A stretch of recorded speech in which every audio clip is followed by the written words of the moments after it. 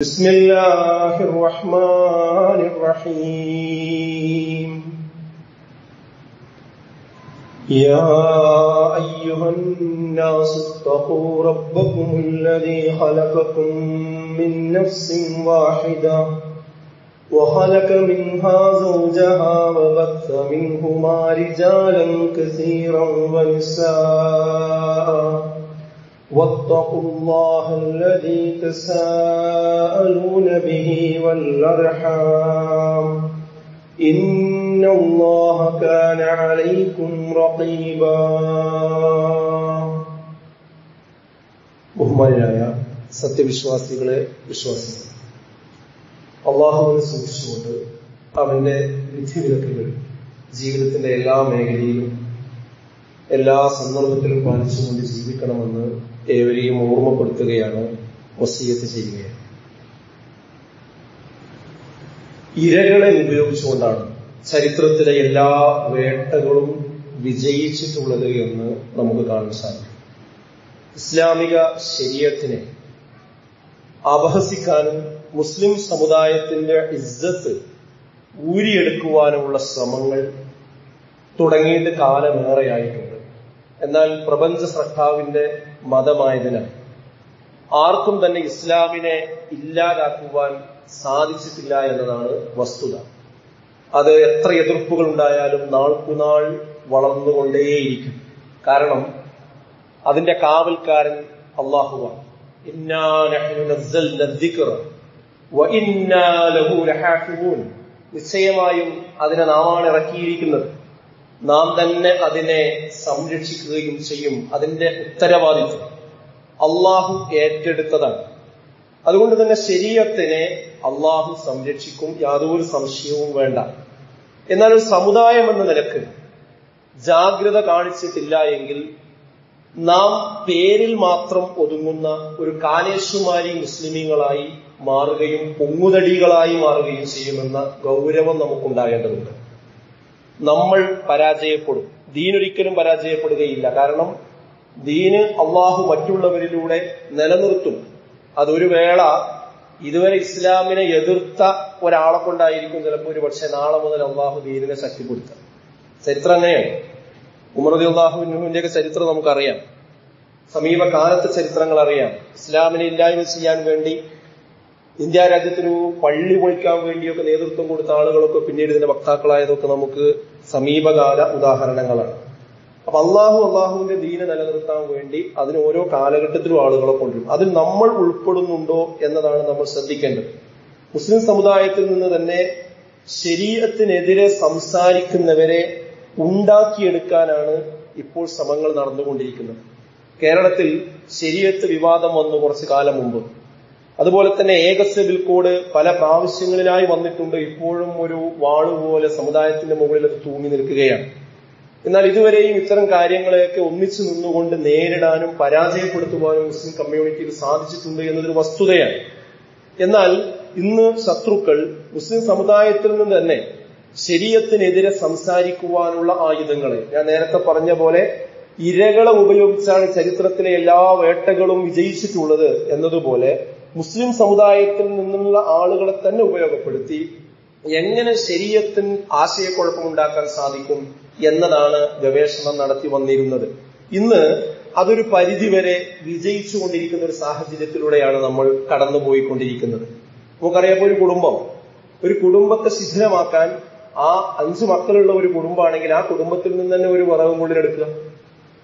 എന്നിട്ട് ആ കുടുംബത്തിലുള്ള ഒരു മകൻ തന്നെ ഇസ്ലാമിക സംസ്കാരത്തിനും അതുപോലെ തന്നെ വാപ്പാക്കും ഉമ്മാക്കും എതിരെ സംസാരിക്കുന്ന ഒരു വിറകും കൊള്ളിയായി മാറി ആ വീട് അതോടുകൂടി പ്രയാസമായിരുന്നു.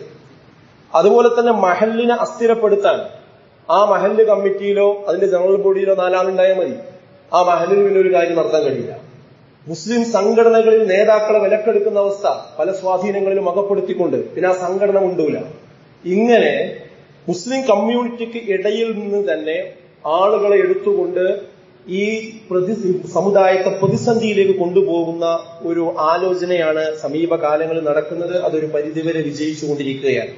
സമീപകാല വിഷയങ്ങളിൽ ഇന്ന് നമ്മൾ ചർച്ച ചെയ്തുകൊണ്ടിരിക്കുന്ന വിഷയങ്ങളിൽ ആ പ്രവണത പ്രകടമായി നമുക്ക് കാണാൻ സാധിക്കും. ഈ കഴിഞ്ഞ 2-3 ആഴ്ച മുമ്പാണ് വഖഫുമായി ബന്ധപ്പെട്ടുകൊണ്ട് ഒരു വിഷയം നമ്മുടെ നാട്ടിൽ ഉയർന്നു വന്നത് ഇപ്പോഴും അത് അപരിഹാര്യമായി തുടരുകയാണ്. മുസ്ലിം പള്ളികളിലൊക്കെ എന്താണ് വഖഫ്, അതിന്റെ പ്രാധാന്യം എന്താണ് എന്ന് പറയാൻ വേണ്ടി ആഹ്വാനങ്ങളുണ്ടായി. പക്ഷേ സമ്മർദ്ദങ്ങൾ വന്നതോടുകൂടി പലരും അതിൽ നിന്ന് പുറകോട്ട് പോയി. എന്തേ കാര്യം? പള്ളിയെ സംബന്ധിച്ചുള്ള ഒരു കാര്യം പള്ളിയിൽ പറയുന്ന ഒരു സാഹചര്യം പോലും മുടങ്ങുന്ന ഒരു അവസ്ഥയിലേക്ക് കാര്യങ്ങൾ പോയിക്കൊണ്ടിരിക്കുന്നു. അതുപോലെ തന്നെ ഇപ്പൊ നമുക്ക് കാണാം ജെൻഡർ ന്യൂട്രൽ യൂണിഫോം എന്ന പേരിൽ ഒരു പുതിയ യൂണിഫോം വന്നുകൊണ്ടിരിക്കുന്നു. ഇതിലും തന്നെ നമുക്ക് കാണാൻ സാധിക്കുന്നത് മുസ്ലിം പെൺകുട്ടികളെ എങ്ങനെയാണ് മീഡിയയ്ക്ക് മുന്നിൽ കൊണ്ടുവന്നുകൊണ്ട് അവരെ കൊണ്ടാണ് അത് ന്യായീകരിപ്പിക്കാൻ ശ്രമിച്ചുകൊണ്ടിരിക്കുന്നത്. അതിന് മുസ്ലിം കമ്മ്യൂണിറ്റിയിൽ നാളെ കിട്ടിക്കൊണ്ടിരിക്കുന്നു. വിവാഹം 21 വയസ്സിലേക്ക് ഉയർത്തുന്ന സമിതിയുടെ തീരുമാനം മന്ത്രിസഭയുടെ അംഗീകാരത്തിന് വന്ന് ബില്ലിൽ ഈ നടപ്പുകാല പാർലമെന്റ് സമ്മേളനത്തിൽ ചർച്ചയ്ക്ക് വെച്ചിരിക്കുകയാണ്. ഈ വിഷയം വരുമ്പോഴും ഇതുമായി ബന്ധപ്പെട്ടുകൊണ്ട് ചാനലുകളിൽ ചർച്ചയ്ക്ക് വരുന്നത് മുസ്ലിം സമുദായത്തിൽപ്പെട്ട സ്ത്രീകളും മറ്റുള്ള ആളുകളും തന്നെയാണ്. അതായത് സമുദായത്തിൽ നിന്ന് തന്നെ, ഇരകളിൽ നിന്ന് തന്നെ ഉണ്ടാക്കി ഇതിനെ ഇല്ലായ്മ ചെയ്യുവാനുള്ള ശ്രമമാണ് ഈ സമീപകാലത്തൊക്കെ നമ്മൾ കണ്ടുകൊണ്ടിരിക്കുന്നത്. ഇത്തരമൊരു സാഹചര്യത്തിൽ മുസ്ലിം സമുദായത്തിലെ നമുക്ക് ഓരോരുത്തർക്കുമുള്ള ധർമ്മം എന്താണ്? അതിൽ ഒന്നാമതായി എനിക്ക് പറയാനുള്ളത്, ഇങ്ങനെയുള്ള വിവാദങ്ങൾ വരുമ്പോൾ അതിന്റെ ശരിയായ അവസ്ഥ, അതിന്റെ നിജസ്ഥിതി നാം അറിയാൻ ശ്രമിക്കുക എന്നതാണ്. എന്നിട്ട് ശരീഅത്തിനോടൊപ്പം നമ്മൾ നിൽക്കുക. അതാണ് ഒരു മുഅ്മിൻ ചെയ്യേണ്ടത്. നമ്മുടെ ഒന്നാമത്തെ പ്രയോറിറ്റി കൊടുക്കേണ്ടത് നമ്മുടെ വിശ്വാസത്തിനും സംസ്കാരത്തിനും ആദർശത്തിനുമാണ്. വിശുദ്ധ ഖുർആനും പ്രവാചകൻ സല്ലല്ലാഹു അലൈഹി വസല്ലമയും ഈ കാര്യത്തിന് എന്തു പറയുന്നു? ഞാൻ അവിടെ നിൽക്കും, അശ്ഹദു അല്ലാ ഇലാഹ ഇല്ലല്ലാഹ് വഅശ്ഹദു അന്ന മുഹമ്മദൻ റസൂലുള്ളാഹ് എന്ന സാക്ഷ്യവചനം നാവുകൊണ്ട് പറഞ്ഞാൽ പോരാ, മനസ്സിന്റെ ഉള്ളിൽ ഉണ്ടാകണം, കർമ്മങ്ങൾ കൊണ്ട് പുറത്തു വരേണ്ടതുണ്ട്. അതുകൊണ്ട് തന്നെ ഇത്തരം ഘട്ടങ്ങളിൽ ഒരു വിവാദം മുസ്ലിം വിഷയവുമായി ബന്ധപ്പെട്ട് വരുമ്പോൾ അതെന്താണ് ശരീഅത്ത് പറയുന്നത്, ഞാൻ അവിടെ നിൽക്കുമെന്ന് പറയാൻ ഒരു വിശ്വാസിക്ക് കഴിയേണ്ടതുണ്ട്. മറ്റൊരു താല്പര്യവും അതിനെ സ്വാധീനിക്കാൻ പാടില്ല.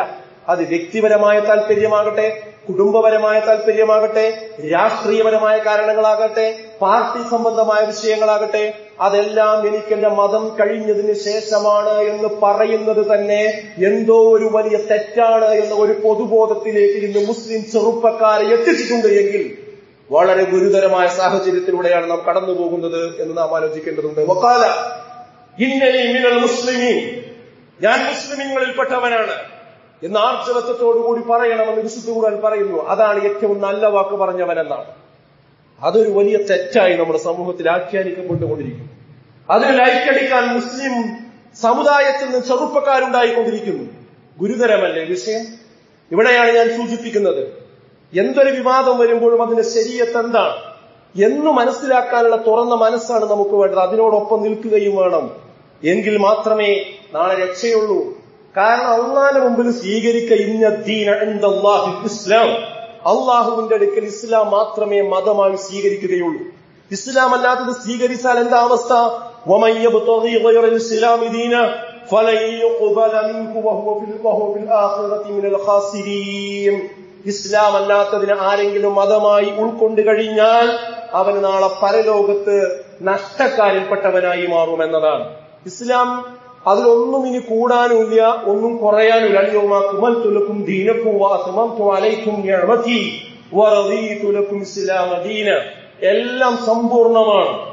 എന്താ വിശുദ്ധ ഖുർആന്റെ ആഹ്വാനം എല്ലാ ഖുതുബയുടെയും ആഹ്വാനത്തിൽ നമ്മൾ പറയുന്നുണ്ടല്ലോ, യാ അയ്യുഹല്ലദീന ആമനു തഖുല്ലാഹ്, വിശ്വാസികളെ നിങ്ങൾ അല്ലാഹുവിനെ സൂക്ഷിക്കണം, ഹഖ്ഖ തുഖാതിഹി, അതിന്റെ മുറപ്രകാരം. പിന്നെ പറഞ്ഞത് എന്താ? വലാ തമൂതുന്ന ഇല്ലാ വഅൻതും മുസ്ലിമൂൻ, നിങ്ങൾ മുസ്ലിമീങ്ങളായിക്കൊണ്ടല്ലാതെ ഒരിക്കലും മരണപ്പെട്ടു പോകരുത്. ഞാൻ അടിവരയിടുക. മുസ്ലിം കമ്മ്യൂണിറ്റിയിൽ ജനിക്കാൻ സാധിച്ചേക്കാം, മുസ്ലിം വാപ്പക്കും മുസ്ലിം ഉമ്മക്കും നമുക്ക് പറക്കാൻ സാധിച്ചേക്കാം, അങ്ങനെ ഒരു മഹലിൽ ജീവിക്കാൻ സാധിച്ചേക്കാം. പക്ഷെ 3 കഷ്ണം തുണിയിൽ പൊതിഞ്ഞു കൊണ്ടുപോകുമ്പോൾ ഒരു സത്യനിഷേധിയായിട്ടാണ് മരണപ്പെട്ടു പോകുന്നതെങ്കിൽ അതല്ലേ ഗുരുതരം. അതുകൊണ്ടാണ് ഖുർആൻ പറഞ്ഞത് വലാ തമൂതുന്ന ഇല്ലാ വഅൻതും മുസ്ലിമൂൻ. ജീവിതത്തിന്റെ തുടക്കമല്ല, പ്രധാനം ഒടുക്കമാണ്.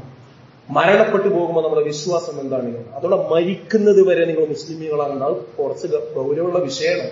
ഇങ്ങനെ ഈമാനിനെ തട്ടിക്കളിക്കുന്ന പല പ്രശ്നങ്ങളും സമൂഹത്തിൽ വരും. അപ്പൊ ഉറച്ചു നിൽക്കാൻ സുഹൃത്തുക്കളെ നമുക്ക് കഴിയണം. ഇപ്പൊ ഈ 2 വിഷയം ഞാൻ ഉദാഹരണം പറയാൻ. എന്താ നമ്മളെ നിലപാട്? നമ്മൾ പഠിച്ചു വെച്ചത് എന്താ? പൊതുബോധം ഉണ്ടാക്കി തന്നത് എന്താ? എവിടെ നമ്മൾ നിൽക്കുന്നത്? നമുക്കറിയാം ജെൻഡർ ന്യൂട്രാലിറ്റി എന്താ പ്രശ്നം ഇപ്പൊ ചർച്ച ചെയ്തുകൊണ്ടിരിക്കുകയാണ്. ഇവിടെ പെൺകുട്ടികൾക്ക് ആൺകുട്ടികളുടെ വസ്ത്രം കൊടുത്തു ബാലുശ്ശേരി സ്കൂളിൽ നമുക്ക് കണ്ടു, ചർച്ചയായിക്കൊണ്ടിരിക്കുക. അപ്പൊ നേരെ വസ്ത്രത്തിന്റെ മുകളിലേക്കാണ് ആദ്യം ചർച്ച പോകുന്നത്. ഞാൻ സൂചിപ്പിക്കുന്നത് ആദ്യം ചർച്ച വസ്ത്രത്തിന്റെ മുകളിലേക്ക് പോകുന്നതിന് മുമ്പ് ഇതിന് പറഞ്ഞ കാരണം എന്ത് എന്നുള്ളിടത്തേക്കാണ് ആദ്യം നമ്മുടെ ചർച്ച പോകുന്നത്. ആദ്യ ചർച്ച അവിടെയാണ് പോകേണ്ടത്. കാരണം ഇതിന്റെ ഇന്റൻഷൻ എന്താണ്, ഇതിന്റെ പ്രേരകം എന്താണ്? ഇതിന്റെ പ്രേരകം എന്ന് പറയുന്നത് സ്ത്രീയും പുരുഷനും എന്ന് പറയുന്ന സ്വതന്ത്രമായ രണ്ട് അസ്തിത്വം അല്ല ഈ സമൂഹത്തിൽ ഉണ്ടാകേണ്ടത്. രണ്ട് ജെൻഡറുകളല്ല ഉണ്ടാകേണ്ടത്. ജനറൽ ന്യൂട്രലാകണം, നിഷ്പക്ഷമാകണം. സ്ത്രീയെന്നോ പുരുഷനെന്നോ എന്ന രണ്ട് അസ്തിത്വമില്ലായ്മ ചെയ്തുകൊണ്ട് മനുഷ്യൻ എന്ന അർത്ഥത്തിൽ എല്ലാവരും ഒന്നാവുക, ഇവിടെ വിവിധ ജെൻഡറുകളില്ല എന്ന ഒരു കാഴ്ചപ്പാടിലേക്ക് കൊണ്ടുവരുന്നതിന്റെ ഒരു നടപടിക്രമങ്ങളിൽ ഒന്നു മാത്രമാണത്. ഇതൊരു ഐസ്ബർഗാണ്. വിശാലമായ കടലിലതാ ഒരു ചെറിയ മഞ്ഞിന്റെ കഷ്ണം നമ്മൾ കാണുന്നു. ആ മഞ്ഞ് കഷ്ണം കാണുമ്പോ ബുദ്ധിയുള്ള കപ്പിത്താനാണെങ്കിൽ അതിൽ നിന്ന് കപ്പൽ മാറ്റിയോടിക്കും. കാരണം അല്പം മാത്രമേ പുറത്തേക്ക് കാണുന്നുള്ളൂവെങ്കിലും അതിന്റെ അന്തർഭാഗത്ത് വലിയ മഞ്ഞുമലയുണ്ട്. അത് തട്ടി എന്റെ കപ്പൽ തകരാൻ പാടില്ല എന്ന ദീർഘദൃഷ്ടിയോടുകൂടി അയാൾ കപ്പൽ വഴിമാറ്റി സഞ്ചരിപ്പിക്കുന്നത് പോലെ ഇതൊരു അപകടത്തിന്റെ സൂചനയാണ്. ഇതൊരു ഡ്രസ്സിന്റെ മാത്രം വിഷയമല്ല.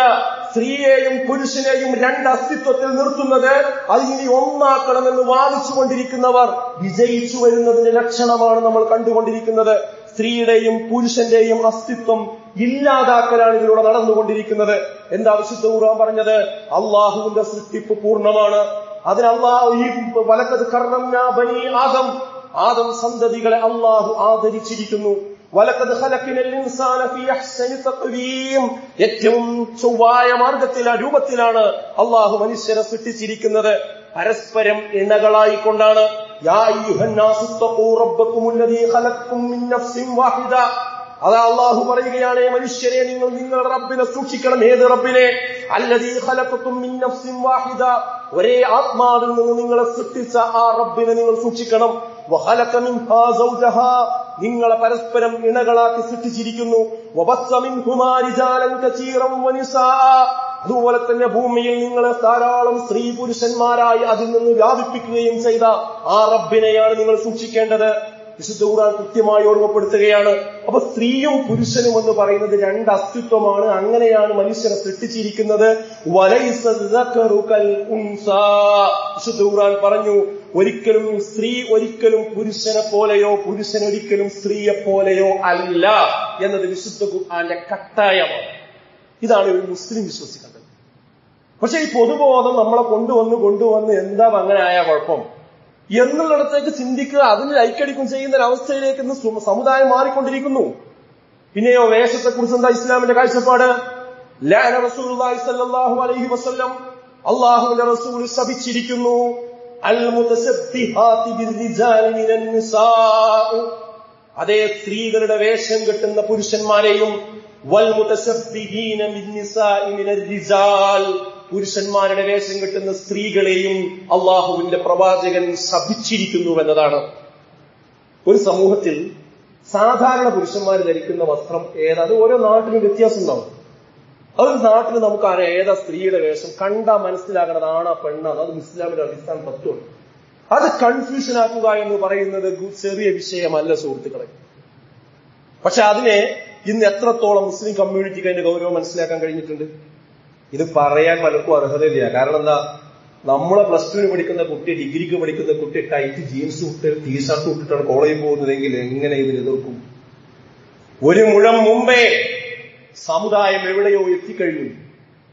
അതിന് പറ്റുന്ന രീതിയിൽ സമുദായത്തെ വാർത്തെടുക്കാൻ ഇവിടെ ചില ബുദ്ധിജീവികൾ ശ്രമിച്ചുകൊണ്ടിരിക്കുന്നു. ആ അപകടത്തിൽ നമ്മൾ പെട്ടുകഴിഞ്ഞു. ഇപ്പോഴും നേരം വെളുത്തിട്ടില്ല എന്നതാണ് വസ്തുത. അതുപോലെ തന്നെ ഇന്നലെ വന്ന വിഷയം വിവാഹപ്രായം 18 നിന്ന് 21 മാറ്റാനുള്ള തീരുമാനം വന്നിരിക്കുകയാണ്. അതിന്റെ ബില്ല് ഈ നടപ്പ് പാർലമെന്റിൽ ചർച്ചയ്ക്ക് വെച്ചിരിക്കുകയാണ്. കേന്ദ്രമന്ത്രിസഭ അംഗീകാരം കൊടുത്തു കഴിഞ്ഞു. ഇവിടെയും പലരും പൊതുബോധത്തിൽ നിന്നാണ് ചിന്തിക്കുന്നത്. യഥാർത്ഥത്തിൽ 18 വയസ്സിൽ നിന്ന് 21 ആക്കുന്നതിന് വസ്തുനിഷ്ഠമായ വല്ല പഠനവും നടന്നിട്ടുണ്ടോ? ഒരാൾക്കും ഇതുവരെ പറയാൻ കഴിഞ്ഞിട്ടില്ല. ഇതിനൊരു സമിതിയെ വെച്ചു ആ സമിതിയുടെ റിപ്പോർട്ട് വെച്ചുകൊണ്ടാണ് കാര്യങ്ങൾ പറയുന്നത് എന്നാണ് പറയുന്നത്. പക്ഷെ ആ സമിതിയുടെ റിപ്പോർട്ട് പൊതുജനത്തിന് മുമ്പിൽ ഇതുവരെ വെച്ചിട്ടില്ല. കൃത്യമായി പറയാൻ കഴിയണം 18 വയസ്സ് കഴിഞ്ഞ് ഇത്ര വർഷത്തിനിടയ്ക്ക് ഇന്ത്യ രാജ്യത്ത് വിവാഹിതരായ ആളുകളിൽ ഇത്ര ശതമാനത്തിൽ ഇന്ന പ്രശ്നങ്ങളുണ്ട് എന്ന് വസ്തുനിഷ്ഠമായി തെളിയിക്കാൻ കഴിയണം. എവിടെയെങ്കിലും ആരെങ്കിലുള്ള ഒറ്റപ്പെട്ട കേസുകൾ എടുത്തു വെച്ചുകൊണ്ട് പർവ്വതീകരിക്കാൻ കഴിയില്ല. ഇന്ത്യ രാജ്യത്ത് ഇത്ര കൊല്ലായിട്ട് എത്ര കുടുംബങ്ങൾ ശാന്തമായി ഈ 18 വയസ്സിന് ശേഷം വിവാഹം കഴിഞ്ഞ് പോയിട്ടുണ്ട്, ഒരു പ്രശ്നമില്ലാതെ. അപവാദങ്ങൾ ഉണ്ടാകാം, അതിന് വേറെ കാരണങ്ങളുണ്ടാകും. അത് വെച്ചിട്ടാണ് എന്ത് ചെയ്യുന്നത്? ഒരു പഠനം പോലും ഈ വിഷയത്തിൽ കൃത്യമായി വന്നിട്ടില്ല. പിന്നെ ഇതിന് പറയുന്ന ന്യായം ശരിയല്ല. ശിശുമരണ നിരക്കും മാതൃമരണവും കുറക്കാൻ വേണ്ടിയാണ് ഈ പ്രായം കൂട്ടുന്നത് എന്നാണ് പറയുന്നത്. യഥാർത്ഥത്തിൽ പ്രശ്നത്തിനുള്ള പരിഹാരം ഇതല്ല, അത് പോഷകാഹാരക്കുറവാണ്. അതിന് ദാരിദ്ര്യ നിർമ്മാർജ്ജന പദ്ധതികൾ സർക്കാർ നടപ്പാക്കുകയാണ് വേണ്ടത്. ചേരി പ്രദേശങ്ങളിൽ പ്രയാസപ്പെടുന്ന സാമ്പത്തികമായി പിന്നോക്കം നിൽക്കുന്ന ആളുകൾക്ക് അടിസ്ഥാന സൗകര്യങ്ങൾ ഉണ്ടാക്കി കൊടുക്കുകയും പോഷകാഹാരങ്ങൾ കൊടുക്കുകയും അവർക്ക് ദാരിദ്ര്യ നിർമ്മാർജ്ജന പദ്ധതികൾ ആവിഷ്കരിക്കുകയും ചെയ്യുന്ന ഭാരിച്ച ഉത്തരവാദിത്തത്തിൽ നിന്ന് ഇങ്ങനെയുള്ള ഗിമ്മിക്കുകൾ കാണിച്ചുകൊണ്ട് രക്ഷപ്പെടാനാണ് പലപ്പോഴും ശ്രമിച്ചുകൊണ്ടിരിക്കുന്നത്. നമ്മൾ മനസ്സിലാക്കേണ്ട കാര്യമാണ്. മാത്രമല്ല, പലരും പറയുമ്പോൾ ഈ വയസ്സിലൊക്കെ കെട്ടിച്ചു വിട്ട കുട്ടികൾക്ക് പഠിക്കാൻ കഴിയില്ല, പഠനത്തിന് തടസ്സമാവും, ജോലിക്ക് തടസ്സമാവും എന്നൊക്കെയാണ് പറഞ്ഞുകൊണ്ടിരിക്കുന്നത്. ഇതും ആരുണ്ടാക്കി തന്ന ബോധമാണ് നമുക്ക്. വിദ്യാഭ്യാസം നേടണമെന്ന് ബോധമുള്ള ഒരു കുടുംബമാണെങ്കിൽ അവർക്ക് വിവാഹം അതിന് ഏറ്റവും സൗകര്യമാണ്. സംശയമൊന്നും വേണ്ട. എത്രയോ ജീവിക്കുന്ന ഉദാഹരണങ്ങൾ നമുക്കിടയിലുണ്ട്. ഉയർന്നു പഠിച്ച എത്ര ആളുകളുണ്ട് വിവാഹം കഴിഞ്ഞ ശേഷം നന്നായി പഠിച്ച് പിന്നീട് ട്രെയിനിങ്ങിന് പോയി ജോലി നേടി മുന്നോട്ട് പോകുന്ന എത്ര കുടുംബങ്ങളുണ്ട്. ആ ബോധമില്ലാത്തൊരു സമൂഹമാണെങ്കിൽ അവരെ വൈകിപ്പിച്ച് കല്യാണം കഴിച്ചു എന്നുള്ളത് കൊണ്ട് അവർ സ്കൂളിലൊന്നും പോകില്ല, അവർ കോളേജിലും പോകില്ല. അവരാ സമയത്ത് കുറച്ച് വേറെ ആവശ്യങ്ങളിലേക്ക് പോകുന്നല്ലാതെ അത് ബോധവൽക്കരണത്തിലൂടെ കൊണ്ടുവരേണ്ടതാണത്. അതിനൊരിക്കലും വിവാഹപ്രായം വർദ്ധിപ്പിക്കുകയല്ല ചെയ്യേണ്ടത്. പിന്നെ കരിയറിസം എന്ന് പറയുന്നത് എല്ലാവരും അടിച്ചേൽപ്പിക്കേണ്ട ഒരു കാര്യമല്ല. ഈ നാട്ടിലുള്ള എല്ലാവർക്കും ജോലി വേണമെന്നുള്ളതല്ല. പല സ്ത്രീകളും എനിക്ക് വലിയ ഭാരിച്ച ജോലി വേണ്ട, ഞാൻ കുടുംബിനിയായി ജീവിക്കാൻ തീരുമാനിച്ചു എന്ന് പറഞ്ഞാൽ അവർക്കും വേണ്ട അവകാശം. അപ്പൊ ഇത് അവനവനെ പോലെ എല്ലാവരും ചിന്തിക്കുന്നുവെന്ന രീതിയിലേക്ക് കൊണ്ടുപോകാൻ പാടില്ല. ഇതിനേക്കാളും ഗൗരവമാണ് അടിസ്ഥാന പ്രശ്നം എന്താണെന്നറിയാം. വ്യക്തി സ്വാതന്ത്ര്യത്തിലുള്ള കയ്യേറ്റമാണിത്, ഭരണഘടനാ ലംഘനമാണിത്. കാരണം മഹാഭൂരിപക്ഷം ഇന്ത്യക്കാരും വിവാഹത്തിലൂടെയാണ് ഒരു ലൈംഗിക വൃത്തിയിലേക്കും കുടുംബജീവിതത്തിലേക്കും പ്രവേശിക്കുന്നത്. പക്ഷെ അങ്ങനെ ആഗ്രഹിക്കുന്ന ഒരാൾക്ക് 18 വയസ്സായാൽ ഇപ്പോ അതിലേക്ക് പ്രവേശിക്കാം. പക്ഷെ ഈ നിയമം വരുന്നതോടുകൂടി 21 വയസ്സ് വരെ കാത്തിരിക്കണം. അയാളുടെ വൈകാരികവും മറ്റു കാര്യങ്ങളും അയാൾ ഗവൺമെന്റിന് വേണ്ടി അയാൾ സഹിക്കണം. ഇത് വ്യക്തിയുടെ അവകാശത്തിന് മുകളിലുള്ള കടന്നുകയറ്റമാണ്, മൗലികാവകാശ ലംഘനമാണ് യഥാർത്ഥത്തിൽ. വിവാഹിതനായാൽ കുറ്റം, വിധിവൈപരീതി കൂടി നമ്മൾ നോക്കണം. എന്നാൽ 18 വയസ്സിൽ ഉഭയകക്ഷി സമ്മതപ്രകാരം ഒരു ആൺകുട്ടിയും പെൺകുട്ടിയും വീട് വിട്ടിറങ്ങിപ്പോയാലോ കുഴപ്പമില്ല, അവർക്ക് കേസില്ല. കാരണം അവർ വിവാഹം കഴിച്ചിട്ടില്ല എന്നുള്ളതാണ്. ഒരു വീട്ടിലേക്ക് കയറി ചെല്ലും, ഒരു ഓഫീസിലേക്ക് കയറി ചെല്ലുമ്പോൾ ഗേറ്റ് തുറന്ന് മര്യാദക്ക് ഒരാൾ കയറി ചെല്ലണമെങ്കിൽ അയാൾ ക്യൂ നിൽക്കണം, അയാൾ 21 വയസ്സ് വരെ നിൽക്കണം. മതില് ചാടി വരുന്നവൻ എപ്പോഴും വരാം. ഇതല്ലേ പറയുന്നു. കുത്തഴിഞ്ഞ ഒരു സ്വതന്ത്ര സംസ്കാരത്തിലേക്ക് നമ്മുടെ സമൂഹത്തെ കൊണ്ടുപോവുകയാണ് ചെയ്യുന്നത്. ഒളിച്ചോട്ടം ഇപ്പൊ തന്നെ വ്യാപകമാണ് എല്ലാ സമുദായത്തിലും. അതിന് എണ്ണം കുറച്ചുകൂടി കൂടുമെന്നല്ലാതെ, പ്രണയ കൊലപാതകങ്ങളുടെ എണ്ണം കൂടുമെന്നല്ലാതെ, ഇതുകൊണ്ട് എന്താ സംഭവിക്കാൻ പോകുന്നത്? അവിഹിത ഗർഭങ്ങൾ ഉണ്ടാകുമെന്നല്ലാതെ ഒരുപാട് സാമൂഹ്യ പ്രശ്നങ്ങളാണ് ഇത് കൊണ്ടുവരുന്നത്. മാത്രമല്ല, കുടുംബം തകർന്നു പോകും. ഇന്ത്യയിലെ കുടുംബ സംവിധാനത്തെ തകർക്കാൻ കൊണ്ടുപിടിച്ച ശ്രമം എത്ര കാലമായി കോർപ്പറേറ്റും സാമ്പത്തിക താല്പര്യമുള്ളവരും പാശ്ചാത്യ ശക്തികളും നടത്തുന്നു. ഇങ്ങനെ ആയാൽ ഓരോ കുടുംബത്തിൽ നിന്ന് ഓരോരുത്തർ ഇറങ്ങിപ്പോയി വിവാഹത്തിന് യാതൊരു ലൈസൻസ് ഇല്ലാതെ കഴിഞ്ഞാൽ സമീപ ഭാവിയിൽ കുടുംബത്തിന്റെ അലകും പിടിയും തട്ടും തറയും തരിപ്പണമായി പോകും. ഇതാണ് ഇവിടെ നടത്താൻ പോകുന്ന ഏറ്റവും പ്രധാനപ്പെട്ട വിഷയം. ഇതൊരു പിന്തിരിപ്പൻ വാദമായിട്ടാണ് പലരും പറയുന്നത്. ഇങ്ങനെ പറഞ്ഞാൽ, ഇതിനെ വിമർശിച്ചാൽ ചില ആൾക്കാർക്ക് വിമർശിക്കാൻ തന്നെ പേടി, ഞാൻ ഏതോ ഒരു പഴയ നൂറ്റാണ്ടിൽ ആളായി പോകുമെന്ന് വിചാരിച്ചിട്ടാ പലരും പറയാൻ തന്നെ മടിക്കുന്നത്. മടിക്കേണ്ട കാര്യമൊന്നുമില്ല. ഈ ലോകരാജ്യങ്ങൾ എടുത്തു നോക്കൂ നിങ്ങൾ. ലോകരാജ്യങ്ങളിൽ പകുതിയിലധികം രാജ്യങ്ങൾ, 143 രാജ്യങ്ങളിൽ 18 വയസ്സാണ്. ഇപ്പോഴും 18 വയസ്സാണ്. പല രാജ്യങ്ങളിലും 17 ഉണ്ട്, 16 ഉണ്ട്, 15 ഉണ്ട്, 14 ഉണ്ട്. അതിന്റെയൊക്കെ താഴേക്ക് ഇപ്പോഴും നമുക്ക് കാണാൻ പറ്റും. 21 എത്ര രാഷ്ട്രങ്ങളാണ് കണക്കുന്നെടുത്ത് നോക്കും. അപ്പൊ ലോകാടിസ്ഥാനത്തിലുള്ള ഒരു വലിയ സംഭവമാണെന്നും ഇതിന്റെ മാതൃകയായിട്ട് എവിടെയും നമുക്ക് കാണാൻ സാധിക്കുന്നില്ല. കൃത്യമാണ് ഇസ്ലാമിന്റെ കാഴ്ചപ്പാട്. പ്രായമല്ല പ്രധാനം, പക്വതയാണ്. അതാ ഇസ്ലാം പറയുന്നത്. യാ മഅ്ശറ ശബാബ് മൻ ഇസ്തതാഅ മിൻകുമുൽ ബാഅ ഫൽയതസവ്വജ്. ഏ യുവസമൂഹമേ, നിങ്ങൾ പ്രായമായ പക്വതയായാൽ, നിങ്ങൾക്ക് ബാവത്തിയാൽ നിങ്ങൾ ഫൽയതസവ്വജ്, നിങ്ങൾ വിവാഹം കഴിക്കും. അതൊരു സ്ത്രീ ആകട്ടെ പുരുഷനാകട്ടെ, മാനസികമായും ശാരീരികമായും വൈകാരികമായും ഒരു വിവാഹത്തിന് എല്ലാ അർത്ഥത്തിലും എപ്പോഴാണോ പാകമായത്, മെച്ചൂറായത്, ആ സമയത്ത് അവർക്ക് വിവാഹം കഴിക്കാൻ കഴിയും. അത് ഇനി 25 വയസ്സായിട്ട് ഒരാൾക്ക് ആയിട്ടില്ലെങ്കിൽ, 25 വയസ്സായി കഴിഞ്ഞാൽ അയാളെ കൊണ്ട് എന്തായാലും കല്യാണം കഴിപ്പിക്കുക പറയാൻ പാടില്ല. അത് അയാൾക്ക് ആവുമ്പോൾ ചെയ്താൽ മതി. പക്ഷെ ഈ പറഞ്ഞ കാര്യമൊക്കെ 18 വയസ്സിൽ ഒരാൾക്ക് ആയാൽ ആ 18 വയസ്സിൽ ചെയ്യാൻ നമുക്ക് അനുവാദം കൊടുക്കുന്നത് വ്യക്തിയുടെ താല്പര്യമാണ്. അതല്ല 18 വയസ്സിൽ അങ്ങനെ ചെയ്തതുകൊണ്ട് എന്തെങ്കിലും നാട്ടിൽ പ്രശ്നം ഉണ്ടായിക്കണമെങ്കിൽ വസ്തുനിഷ്ഠമായ കണക്ക് ഇവിടെ വെക്കണം. അത് വെച്ചിട്ടില്ല. ഇത് ഗുരുതരമായ വിഷയമാണ്. അതുകൊണ്ട് സുഹൃത്തുക്കളെ ഞാൻ പറയുന്നത്, പൊതുബോധത്തോടൊപ്പമല്ല നമ്മൾ സഞ്ചരിക്കേണ്ടത്. നമ്മൾ വിശ്വാസികൾ എന്ന നിലക്ക് നമ്മുടെ മതപരമായ കാഴ്ചപ്പാടുകൾ മനസ്സിലാക്കി അത് ഒരിക്കലും ഇവിടുത്തെ ബഹുസ്വരതയ്ക്ക് ഇണങ്ങാത്തതല്ല. അങ്ങനെ ഒരു കോംപ്ലക്സ് ആർക്കും വേണ്ട. ഇതിനോടൊപ്പം സഞ്ചരിക്കാവുന്നത് മാത്രമേ ഉള്ളൂ. അപ്പൊ കാര്യങ്ങളുടെ നിജസ്ഥിതി മനസ്സിലാക്കി പഠിച്ച് സ്റ്റാൻഡ് എടുക്കുക, മറ്റു താല്പര്യങ്ങൾ മാറ്റി നിർത്തുക. നമുക്ക് ഈ ലോകം എന്ന് പറയുന്നത് പരീക്ഷണത്തിന്റെ ലോകമാണ്. നമ്മുടെ ഹിദായത്ത് തെറ്റാൻ പാടില്ല. അതുകൊണ്ട് ഗൗരവത്തിൽ കാണുക. അവിടെ സംബരം എല്ലാവിധ ഷർറുകളിൽ നിന്നും നമ്മെ കാത്തിരിച്ചിട്ടുണ്ടാകട്ടെ. ബഹുമാനായ സഹോദരങ്ങളെ, അള്ളാഹുവിനെ സ്മരിച്ച് ജീവിക്കണമെന്ന് ഒരിക്കൽ കൂടി ഓർമ്മപ്പെടുത്തുകയാണ്, വസിയത്ത് ചെയ്യുകയാണ്. ഈ ഒരു സാഹചര്യത്തിൽ 2 ബാധ്യതകൾ നമുക്കുണ്ട്. അതിൽ ഒന്നാമത്തെ ബാധ്യതയാണ് ഞാൻ പറഞ്ഞത്. രണ്ടാമത്തെ ഒരു കാര്യം, ഒരു വിവാദം വരാൻ നമ്മൾ കാത്തിരിക്കണം. നേരത്തെ പറഞ്ഞത് എന്താണോ വിവാദമായ വിഷയം, ആ വിഷയം ശരിക്കും പഠിച്ച് സ്റ്റാൻഡ് എടുക്കണമെന്നാണ് ഞാൻ പറഞ്ഞത്. അങ്ങനെ ഒരു വിവാദം വരാനൊന്നും കാത്തിക്കരുത്. ശരിക്കും അതിനു മുമ്പ് തന്നെ ഇസ്ലാമിന്റെ ബേസ് സംബന്ധിച്ച് ഒരു ധാരണ നമുക്ക് എല്ലാവർക്കും ഉണ്ടാവും. നമ്മളെ വീട്ടിലുള്ള എല്ലാവർക്കും ഉണ്ടാവും.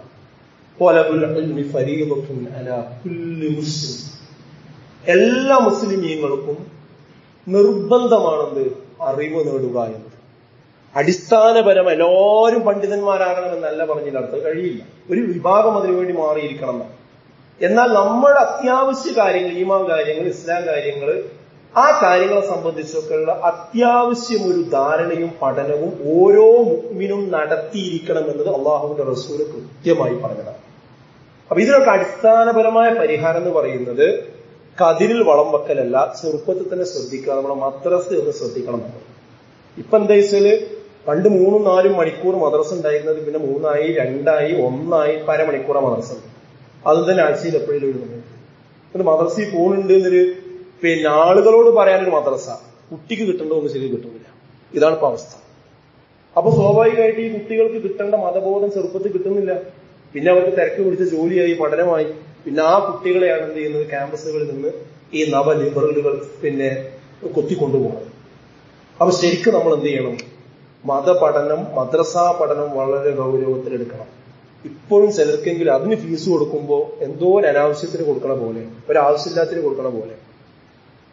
സ്കൂളിലെ ഒരു 4ാം ക്ലാസ് 5ാം ക്ലാസ് കുട്ടിക്ക് അതിന് 1000-ഉം 2000 ഓട്ടോറിക്ഷക്കും പുസ്തകത്തിനൊക്കെ മാസത്തിൽ കൊടുക്കുന്നുണ്ടെങ്കിൽ വെറും 200 രൂപ മദ്രസയിൽ കൊടുക്കുമ്പോഴേക്ക് എന്തോ ഒരു ഭയങ്കര ഒരു നഷ്ടം സംഭവിക്കുന്ന മാനസികാവസ്ഥ എപ്പോഴും ഉണ്ട്.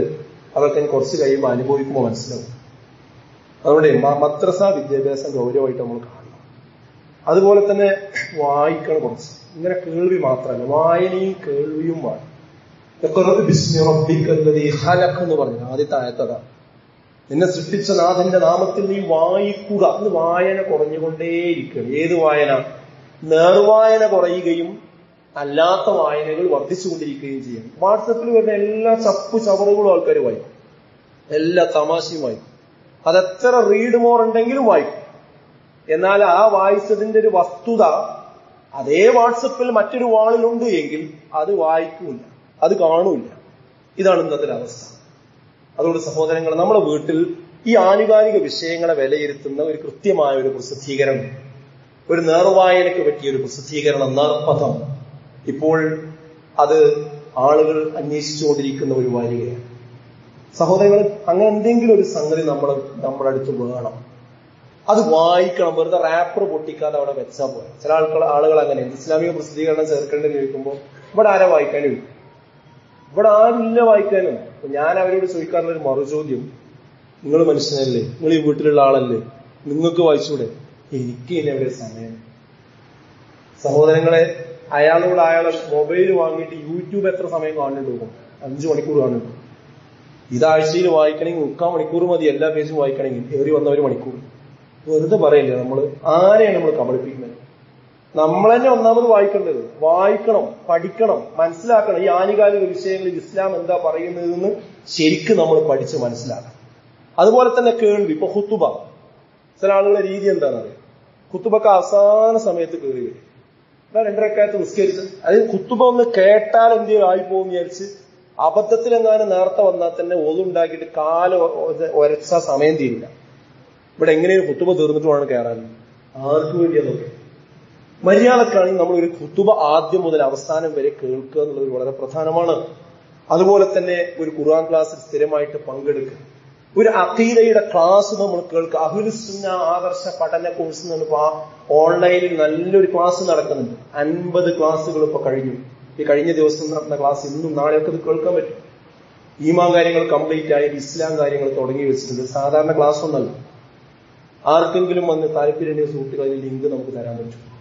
അങ്ങനെ എന്തെങ്കിലുമൊക്കെ ഒന്ന് സ്ഥിരമായി കേട്ട് പഠിച്ച് മനസ്സിലാക്കി മുന്നോട്ട് പോകുന്നൊരവസ്ഥ നമുക്കുണ്ടാകും. പ്രബോധകരോട് എനിക്ക് പറയാനുള്ളത്, ഇതൊക്കെ കണ്ടിട്ട് എനിക്കിതൊന്നും ബാധ്യതല്ല, ഞാനും എന്റെ കച്ചവടവും ഞാനും എന്റെ സ്കൂളും ഞാനും എന്റെ നാടുമായിട്ട് നടന്നാൽ മതി, എന്റെ കുടുംബമായിട്ട് നടന്നാൽ മതി, ഇവിടെയുള്ള ബാക്കി കാര്യത്തിലൊന്നും ഞാൻ ഇടപെടേണ്ട കാര്യമില്ല എന്ന് വിചാരിക്കണ്ട. ഇതൊക്കെ കണ്ടിട്ട് നമ്മളെ ദൗത്യം നിർവഹിക്കാതെ പോയാൽ ഇത് നമ്മളെ കുടുംബത്തെ മാത്രമല്ല ഈ സമൂഹത്തെ മൊത്തം ബാധിക്കുന്ന വിഷയമാണ്. അള്ളാന്റെ മുമ്പിൽ നാളെ മറുപടി പറയുന്നത്. നമുക്ക് കുറച്ച് സമയം ചെയ്യണം.